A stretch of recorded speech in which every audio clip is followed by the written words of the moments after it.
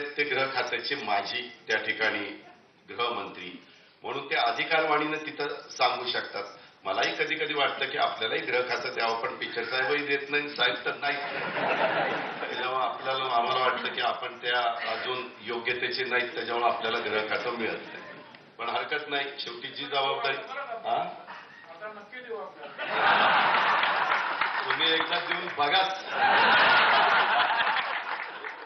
एखादा मजबूत घोडा असतो ना, घोडा, त्या घोड्यावर जर भलता चालता जर बसला ना, तो घोडा त्याला फेकून देतो. मान एकदम पक्की पाहिजे, तरच ते आहे तो घोडा बरोबर चालतो.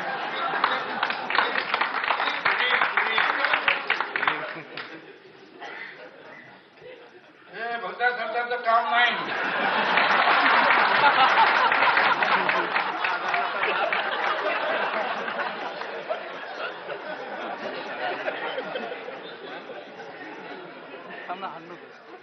नंतर काय बघायचंय हो.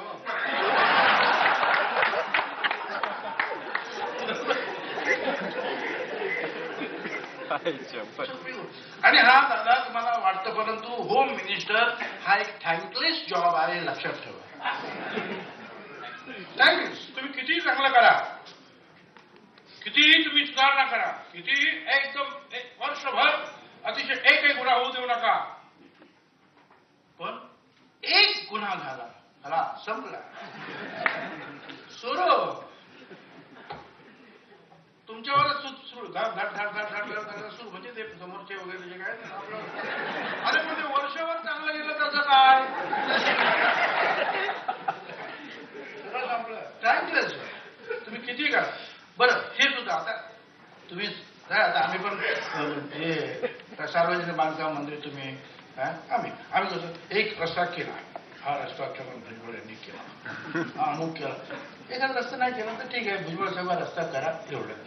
काय नाही केला तर थोडंसं आम्हाला बोलतील, तुम्ही आमचा रस्ता करत नाही, केला तर हा रस्ता तुम्ही केला. म्हणजे चांगलं किंवा वाईट हे मंत्री जे करतो त्याच्यावर अवलंबून असतं, रस्ता केला किंवा नाही केल्याच्यावर. ह्याच्यामध्ये गृहमंत्री काहीच करत नाही, रेप कोणीतरी करतो.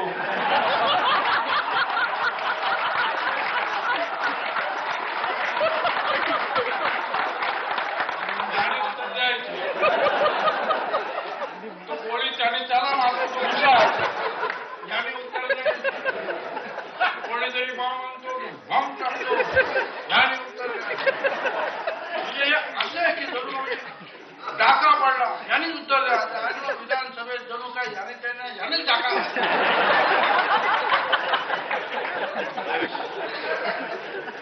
म्हणजे इथे जे आहे काही न करता सगळं जे आहे ती एक त्याच्याकडं कला आहे म्हणा, खासियत आहे म्हणा, काय म्हणायचं ते म्हणा.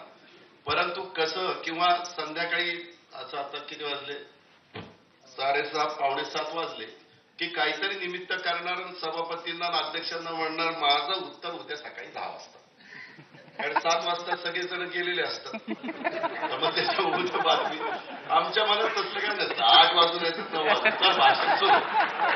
पण ज्या काही गोष्टी आहेत ना त्या आरआरलाच आपल्याच्या बापाच्या आपल्याला.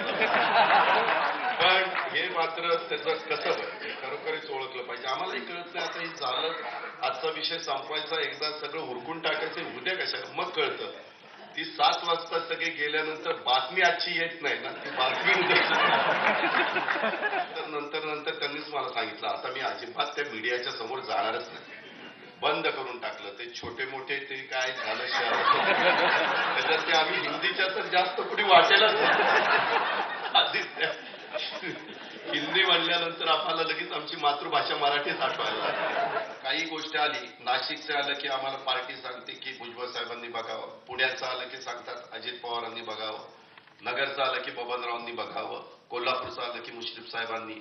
तसं आर पाटलांच्यावर आलं की सांगलीचं नाव येतं जयंत पाटलांचं. आम्ही विचार करतो आर पाटलांचं कसं काय कोणी नाव घेतलं. आर पाटील म्हणतो मी सांगली विंगलीचा नाही, मी महाराष्ट्रात आहे.